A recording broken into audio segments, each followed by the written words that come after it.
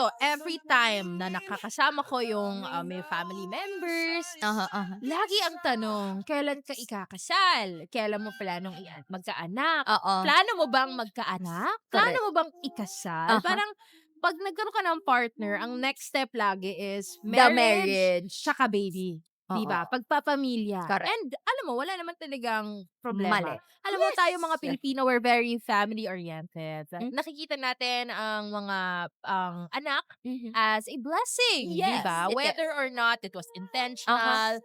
Naririnig ko 'yan, sa mga mas nakakatanda na correct. kahit hindi mo pa plano pero Aha, may nabuo, count it as a blessing or aha, treat it as a blessing. Pero correct. kasi tayong mga medyo, mga papunta pa lang doon Mhm, sa mhm. adulthood or baguhan pa lang sa pagiging adult, Mhm, nakikita natin or mas nagiging priority kasi is yung career. mm. Napapansin Well, ko sa ngayon generation natin, career-oriented yes, na. napapansin ko Yes, rin sa generation natin, very late na magkaroon ng ng anak. asawa or anak. Yes. Very rare ako na nakakita ng mga nasa late 20s na, "Hey, gusto ko na mag-asawa, gusto ko na mag-anak." Ang parang Oo. priority ng marami sa atin, mag-travel, 'di Yun, ba? 'di ba, Yung correct. Yung tipong i-enjoy mo na i-enjoy yung muna. life. Alam mo siguro depende yan sa pinanggagalingan, sisi ko, ng, Mm. bawat isa. 'Di ba may Oo. mga ano, may, mga tao kasi na hindi pa sila ready to be a parent. Why?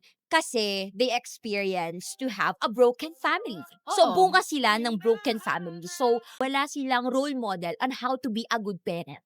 Kung ano ba yung Ah. basihan, ano ba yung standards para masabi mo na ikaw ay, handa na para maging dad and mom in the future. Tama And naman.